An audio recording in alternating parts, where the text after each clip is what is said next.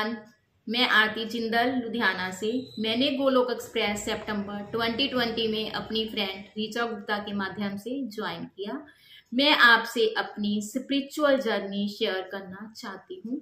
मैं आरती जिंदल लुधियाना से बिलोंग करती हूँ। मेरी क्वालिफिकेशन एमकॉम है और मैं हाउसवाइफ हूँ।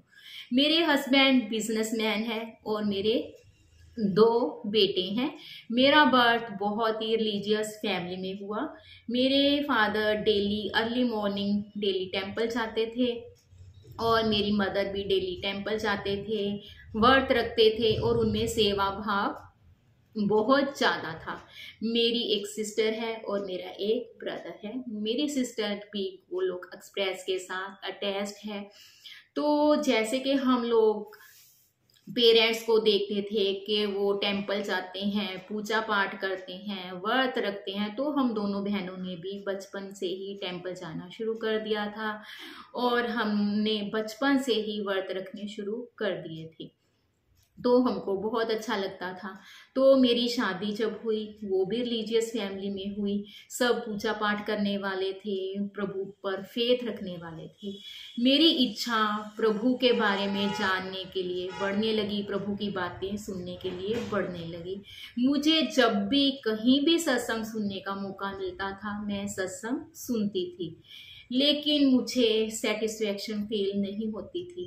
जैसे कि किसी प्यासे को पानी की चाह होती है, पानी की तलाश में होता है, मेरी फीलिंग भी कुछ ऐसे ही थी। मैं भगवत गीता सुनना चाहती थी, लेकिन मुझे कहीं से भी कोई मार्ग नहीं मिलता था। अगर कहीं कोई मार्ग मिल भी जाता तो मुझे या तो समझ में नहीं आता था या फिर वहां पर डेली जाना पॉसिबल नहीं होता था। तो एक दिन मेरी फ्रेंड रीचा सितंबर 2020 में मुझे पार्क में मिली। तो वो फोन पर किसी से भगवत गीता के बारे में बात कर रही थी। मैंने उसकी बात सुनी तो मैंने उसको अपनी भगवत गीता सुनने की डिज़ायर बताई। तो उसने मुझे अपने ग्रुप में ऐड कर दिया। तो मुझे पहले दिन से ही भगवत गीता सुन के आनंद फील होने लगा, क्योंकि मुझे तो पहले से ही इस चीज़ की चाह थी। तो मैं बहुत इंजॉय कर रही थी। तो फिर एक दिन रीचा और मैं 2021 में जनवरी को लोहड़ी से नेक्स्ट डे संक्रांति वाले दिन मंगला आरती पर टेंपल गए। तो जब हम वापस आ रहे थे तो गोलोक एक्सप्रेस के सत्संग की टाइमिंग चल रही थी। तो उसने मुझे बताया कि ये गोलोक एक्सप्रेस के फाउंडर निखिल भैया हैं, जो कि ऑस्ट्रेलिया से हैं। हम इनका ही सत्संग सुनते हैं कि आप सुनोगे। तो उसने अपना एक ब्लूटूथ मेरे कान में लगा दिया। तो मैंने सत्संग 15-20 मिनट का सुना तो मुझे बहुत अच्छा फील हुआ। मन में डिज़ायर आने लगी कि काश मैं भी निखिल भैया का सत्संग सुन पाऊँ। लेकिन तब विंटर्स के दिन थे तो मन में ये भी था कि मैं इतना अर्ली कैसे उठ पाऊंगी। इससे पहले कि मैं कुछ कहती तो रीचा ने बोला कि क्या मैं आपको इवनिंग सत्संग में ऐड करवा दूं। मैं तो बहुत खुश हो गई। तो मैंने फटाफट यस बोल दिया कि हाँ, मुझे इवनिंग सत्संग में या ऐड करवा दो। तो जब मैंने सत्संग सुनना शुरू किया तो मुझे बहुत अच्छा लगने लगा। सत्संग में हमेशा एक ही बात बताई जाती थी कि नित्य निरंतर चलते रहो, रेगुलर चलते रहो, चाहे आपको कुछ समझ में आए चाहे ना आए।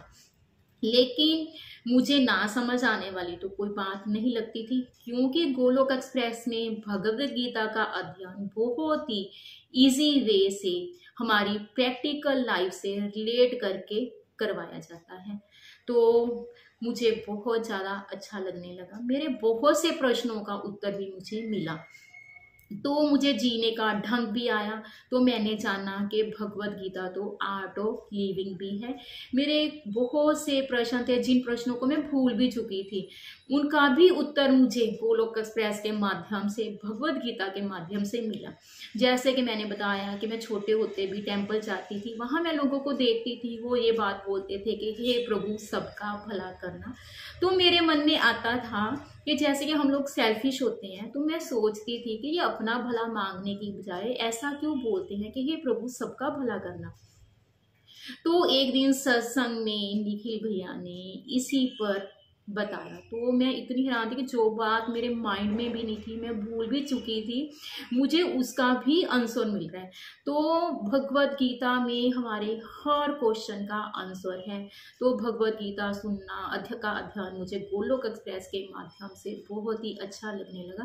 पहले तो मुझे सिर्फ इतना ही पता था कि भगवत गीता सुनना अच्छा होता है, तो मैं पहले सिर्फ रीडिंग बुक की तरह ही भगवत गीता पढ़ती थी। तो मुझे नहीं पता था, मुझे यही पता था पहले कि भगवत गीता में भगवान श्री कृष्णा ने अर्जुन को उपदेश दिया है। तो जब मैंने गोलोक एक्सप्रेस के माध्यम से भगवत गीता का अध्ययन किया तो समझा कि भगवत गीता में भगवान श्री कृष्णा ने अर्जुन के माध्यम से हम संसारी लोगों को उपदेश दिया है। इसमें हमारी लाइफ से रिलेटेड हर क्वेश्चन का आंसर है। यह आर्ट ऑफ लिविंग है, हमें जीने की कला सिखाता है।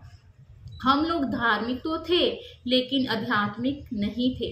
आध्यात्मिक होना तो हमने गोलोक एक्सप्रेस से ही सीखा। स्पिरिचुअलिटी क्या होती है गोलोक एक्सप्रेस से ही समझा। अध्यात्म क्या है गोलोक एक्सप्रेस से ही जाना कि अध्यात्म शरीर और आत्मा आत्मा। शरीर और आत्मा की जानकारी होने को ही अध्यात्म कहा जाता है। तो गोलोक एक्सप्रेस के माध्यम से मेरी मिसकंसेप्शन भी क्लियर हुई। मेरे मन में ये आता था कि हम तो अच्छा करते हैं लेकिन हमारे साथ ही बुरा क्यों होता है। तो जब भगवत गीता का अध्ययन किया तो जाना कि हम लोग अब सिर्फ अपना प्रेजेंट देखते हैं कि मैंने प्रेजेंट में किसी को कोई कष्ट नहीं दिया तो मेरे साथ बुरा क्यों हो रहा है। तो भगवत गीता में ही जाना, गोलोक एक्सप्रेस से जाना कि हमारे पास्ट कर्मास भी काउंट होते हैं जिनका हमको भुगतान करने के लिए हम जन्म मरण के चक्कर में रहते हैं। तो हमको अपने कर्मों का भुगतान तो करना ही पड़ेगा। तो हमको कर्मों के प्रति बहुत सचेत रहना चाहिए। तो हमको कर्मों के प्रति अगर सचेत रहेंगे तो फिर हमारे मन से ये सारी दुविधा दूर हो जाएगी। तो मेरे में पहले एंगर भी था, एंजाइटी भी थी, नेगेटिविटी भी थी। जब मैं गोलोक एक्सप्रेस के साथ रेगुलर रही तो मेरी नेगेटिविटी पॉजिटिविटी में कन्वर्ट होने लगी। जब मेरी नेगेटिविटी पॉजिटिविटी में कन्वर्ट होने लगी तो मेरा एंगर कम होना शुरू हो गया। एंगर कम हुआ तो पेशेंस लेवल भी इंक्रीज हुआ। पेशेंस लेवल के साथ साथ मेरा कॉन्फिडेंस भी बढ़ा। तो मेरी फ्रेंड्स फर्स्ट रीडिंग जन्माष्टमी वाले दिन 2021 में कंप्लीट होनी थी। तो उस दिन हमारे ग्रुप के फाउंडर निखिल भैया ने आना था, तो हम सबको उनके साथ लर्निंग भी शेयर करनी थी। तो मुझे बड़ा अच्छा लगा, तो मैंने सोचा कि मैं क्या शेयर करूँगी। तो मैंने कुछ पंक्तियाँ लिखी हरि कृपा से। जब मैंने उन पंक्तियों को रीड किया, जो मेरी लर्निंग बनी थी भगवत गीता से, वो एक भजन फॉर्म में बन चुकी थी। तो मैं बहुत ज़्यादा हैरान थी कि ये भजन कैसे बन गया, क्योंकि ना तो मुझे कोई लिखने का शौक था, ना ही मेरा कोई इंटरेस्ट था। तो ये मेरे लिए बहुत ही ज़्यादा डिवाइन था, क्योंकि सिर्फ लिखने वाले हाथ मेरे थे और लिखवा श्री हरि रहे थे। और गोलोक एक्सप्रेस का मिलना ही मेरे लिए डिवाइन है, बहुत बड़ी प्रभु की ब्लेसिंग है कि हम इतने अच्छे प्लेटफॉर्म के साथ अटैच्ड हुए हैं। तो गोलोक एक्सप्रेस के माध्यम से जाना कि हमारे अंदर जो क्वालिटी नहीं भी होती वो भी आने लगती है, हमें भी नज़र आती है और दूसरों को भी नज़र आने लगती है। तो उसके बाद मैंने कुछ पॉइंट्स भी लिखी, वीडियो भी बनाया। जैसे कि हम हाउसवाइफ हैं, हमारा थोड़ा कॉन्फिडेंस लो होने लगता है तो हम इतना सबके सामने नहीं बोल पाते, लेकिन गोलोक एक्सप्रेस ने हमारा कॉन्फिडेंस इंक्रीज किया। तो हम बोल पा रहे हैं, वीडियोस भी बना पा रहे हैं और खुद को, हमारी लाइफ हम खुद को इंजॉय कर रहे हैं, वो भी स्पिरिचुअलिटी के मार्ग पर चलते हुए, जो कि परमानेंट हैप्पीनेस है। तो टेम्परेरी हैप्पीनेस और परमानेंट हैप्पीनेस में डिफरेंस भी हमने गोलोक एक्सप्रेस के माध्यम से ही समझा कि दोनों में क्या अंतर है। है। क्योंकि पहले हमको कोई नई चीज मिल जाए, नई कोठी मिल जाए, नए कपड़े मिल जाए, ज्वेलरी मिल जाए, ये मिल जाए, वो मिल जाए कि हाँ हम इससे खुश हो जाएंगे। बट नो, तो हम देखते हैं कि जब वो चीजें पुरानी हो जाती है तो हमारी फिर कोई नई डिजायर क्रिएट हो जाती है कि हमको ये मिल जाए। लेकिन जब हमने परमानेंट हैप्पीनेस के बारे में समझा कि स्पिरिचुअलिटी, प्रभु का मार्ग ही परमानेंट हैप्पीनेस है, तो बड़ा आनंद फील होने लगा है। तब से मुझे बहुत अच्छा लगने लगा है। तो फिर जब मुझे बहुत अच्छा लगने लगा तो फिर मुझे जन्माष्टमी वाले दिन ही प्रभु कृपा से, हरि कृपा से मॉर्निंग सत्संग में भी ऐड किया गया। जब मैं मॉर्निंग सत्संग में ऐड हुई तो मुझे थर्ड डे ही मेरे बहुत से कॉन्सेप्ट क्लियर हुए। जैसे कि मैं सत्संग में सुनती थी हमको भक्ति युक्त कर्म करने हैं, हमको ऐड टू कृष्णा करना है हर कार्य में। मैं बोलती तो थी कि हाँ हमको ऐड टू कृष्णा करना है, बट मुझे समझ में नहीं आता था। और जब मैंने मॉर्निंग सत्संग सुनना शुरू किया तो थर्ड डे ही मुझे रियलाइजेशन हुई। तो जब मेरे हर कार्य में ऐड टू कृष्णा होने शुरू हो गए, बस फिर तो मेरी लाइफ में बहुत चेंजेस आनी शुरू हो गई, बहुत आनंद फील होने लग गया। अब मैं फिजिकली चाहे जहाँ भी प्रेजेंट होती हूँ, बट मेंटली मैं सत्संग के साथ, प्रभु के साथ ही अटैच्ड रहती हूँ। तो जाना कि हरि कृपा से इम्पॉसिबल भी पॉसिबल हो जाता है, असंभव कार्य भी संभव होने लगता है जब हमको सही बात, सही डायरेक्शन मिलती है। तो मुझे गोलोक एक्सप्रेस का एक ये चीज़ बहुत अच्छी लगती है कि ये है ऑनलाइन मॉडल है, क्योंकि हमको कहीं भी जाने की ज़रूरत नहीं पड़ती। हम घर बैठे ही अपना कोई भी कार्य करते हुए, रूटीन वर्क कार्य करते हुए सत्संग सुन सकते हैं और रेगुलर रहते हैं। जब रेगुलर रहते हैं तभी हमारे में ट्रांसफॉर्मेशन आती है, हमारी लाइफ बहुत ब्यूटीफुल बन जाती है।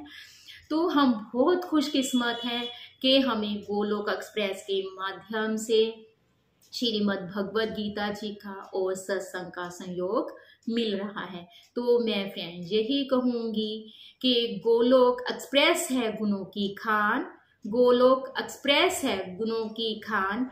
हे मानव तू इसको ज्वाइन कर और खुद को पहचान।